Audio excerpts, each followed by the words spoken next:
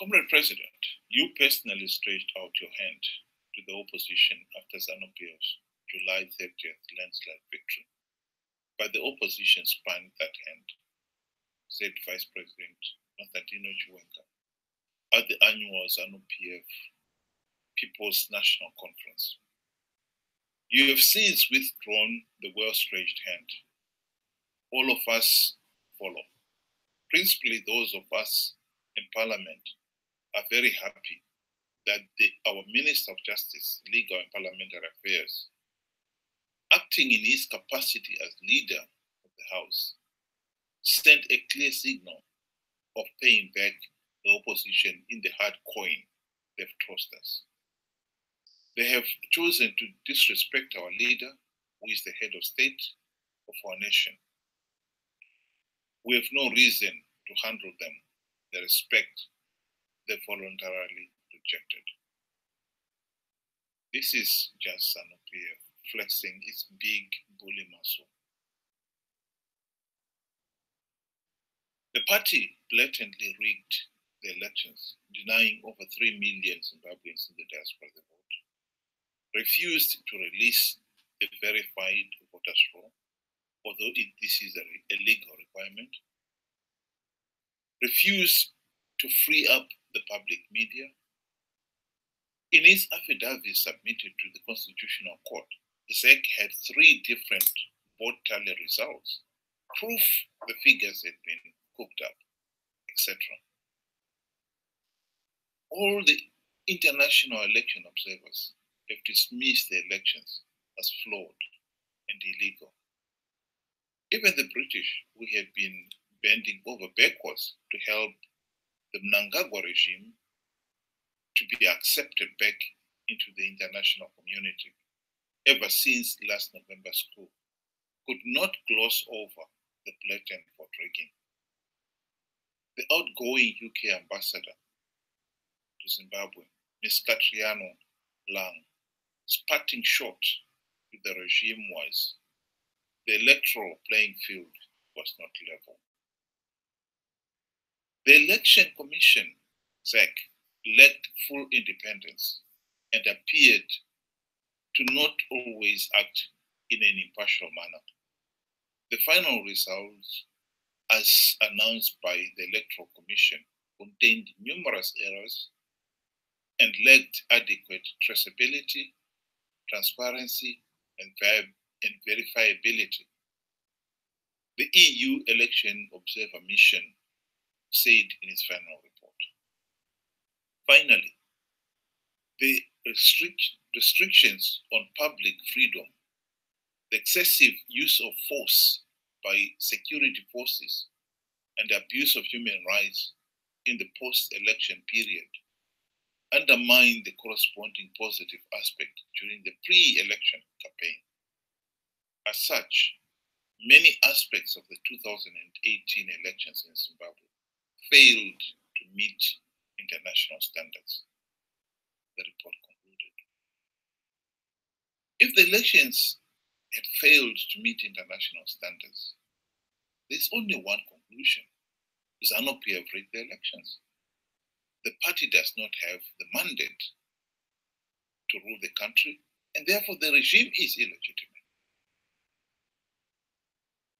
MDC Alliance should have never agreed to participate in these elections without first implementing the democratic reforms designed to stop Zanu PF rigging the elections.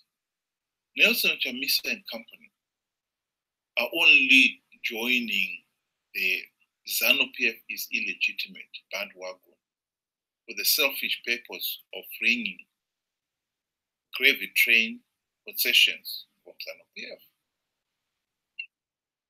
Even if Nelson Chamisa had acknowledged Mnangagwa as the winner of the recent elections without the Constitutional Court challenge, that would not have made all the glaring flaws and illegalities go away. The EU observer's conclusion that the elections had failed to meet international standards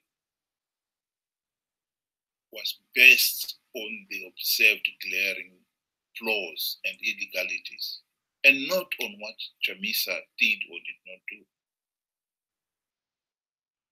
We have no reason to handle them with respect, says VP. This is an ominous threat that all who know Zanu PF's history would be very foolish to dismiss.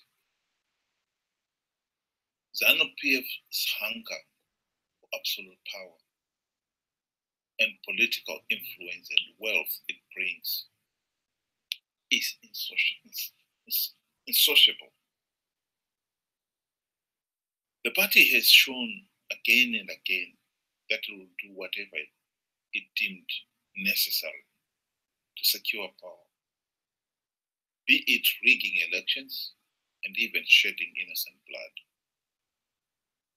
Zanu PF has murdered over 30,000 innocent Zimbabweans to establish and retain the de facto one-party Zanu PF dictatorship.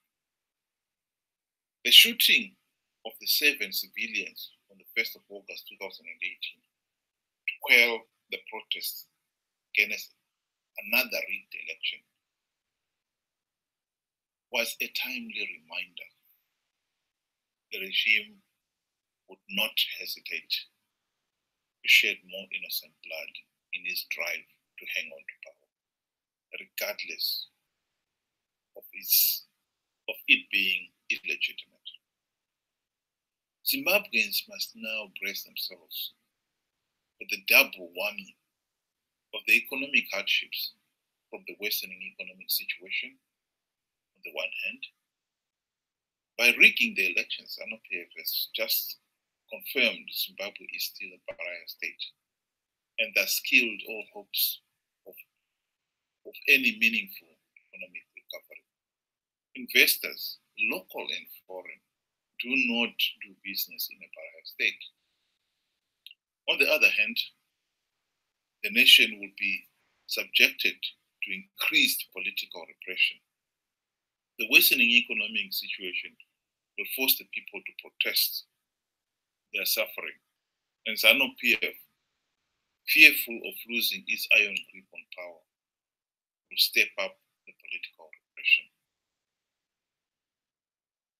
Zanu PF will blame MDC Alliance refusal to acknowledge Mnangagwa as the winner to justify its shoot to kill against the nation. Collective punishment. And it's paying back the opposition in the hard coin they've tossed us. This is just the classical case of the bad wolf upstream accusing the lamb of muddying the waters. Like it or not, Zanu PF thugs now know they will never revive the economy. And so they've given up all hope of winning free, fair, and credible elections. They are in power and they're going to hold on to power by rigging elections, period. If we are serious about reviving the Zimbabwe economy, then we must be firm and resolute in our demand for good and accountable government. When we say we demand free, fair, and credible elections, we must mean it. And there is no better way to show that than punishing those who rig elections. Zanu PF has rigged elections for the last 38 years, and we have allowed the party to get away with it. There can be no better time to stop the rot than now. Zanu PF rigged the 30th July 2018 elections. Rewarding the thugs with high office is the most foolish thing we can ever do, as the regime is now abusing state power to impose itself and consolidate its dictatorial rule. Zanu PF rigged the elections. The party must be pressured to step down. This is the only way out of the political and economic mess Zimbabwe finds itself in.